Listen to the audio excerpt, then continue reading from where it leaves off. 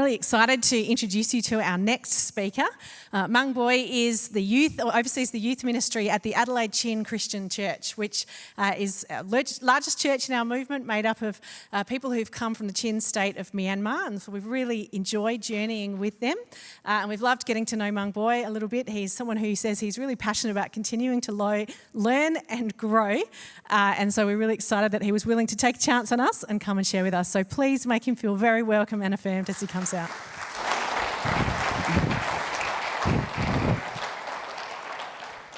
Hello everyone, nice to see you all. As Melinda said, my name is Mang, and today I'll be sharing with you my unexpected leadership journey in the Adelaide Chin Christian Church, for short ACCC. I am a volunteer young and young adult leader there.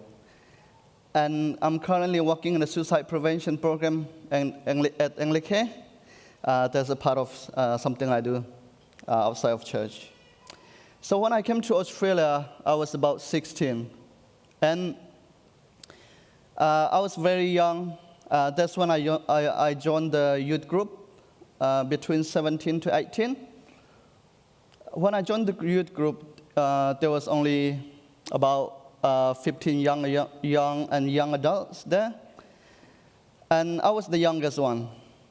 Now the church has grown from about 150 members to 1,200 over. And young adults, there's more than 100 actively involved. In total, we might be young adults, 150 average. And all those members, we are all from different denominations, from Baptist, from Roman Catholic to there's all Pentecostal church, so there's like at least 5 denominations. And we all speak, most of us speak the same language, but we all, or some of us also speak different language, and we came from similar but different culture as well. And as you can imagine, if we all come from different denominations, we all have different worship styles in our previous church. So after 3 years in the youth group, I was nominated to be one of the young adult leaders. Now I am in the leadership team for almost 10 years now. And within 10 years, I experienced a massive culture shift happening in the youth group. And I want to share that with you guys today. From my observation, there are 3 cultures in our youth groups. Number 1 is the Chin culture. Number 2 is Australian culture. Number 3 is the mixed culture. And these 3 cultures, they all have their own unique way to communicate, interact, including the way we worship God.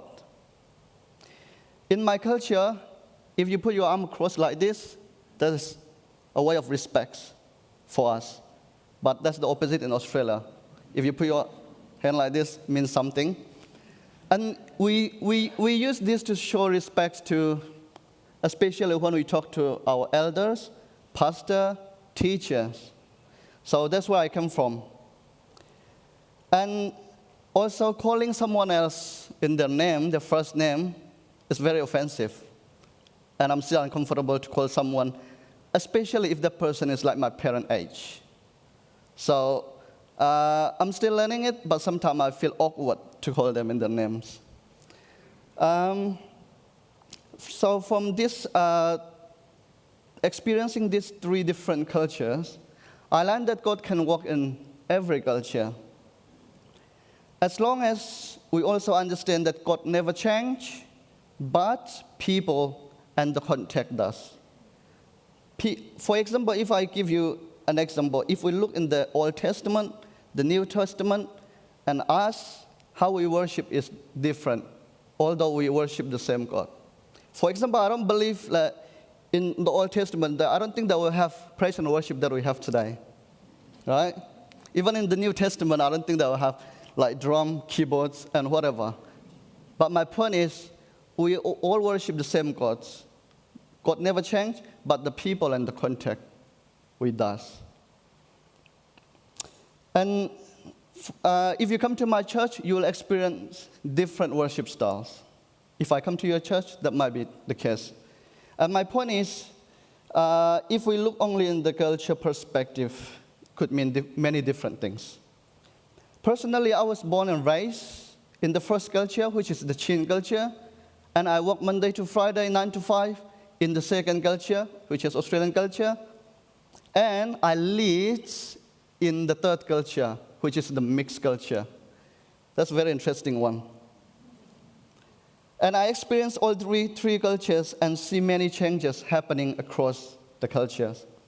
I find that the most challenging for leaders in the mixed culture, in the third culture, is that, for example, when we try to develop activity for our young adults.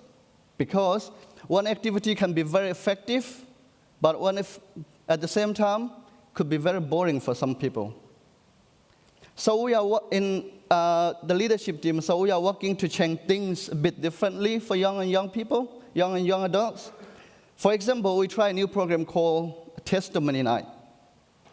So this is very new in our church.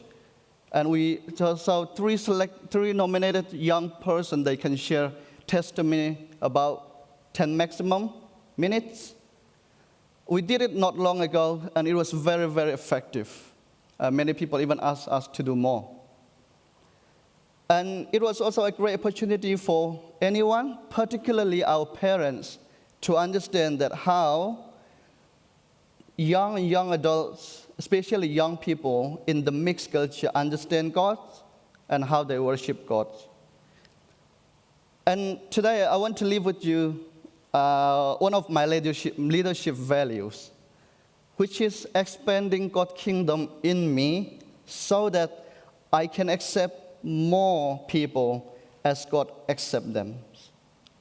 I believe accepting others like God does, it doesn't matter if you are, whatever your background, whatever you did before, will allow us to reach and touch many more lives. From culture perspective, we all come from different cultures. You may be from Asia, you may be from Australia, you may be from Europe.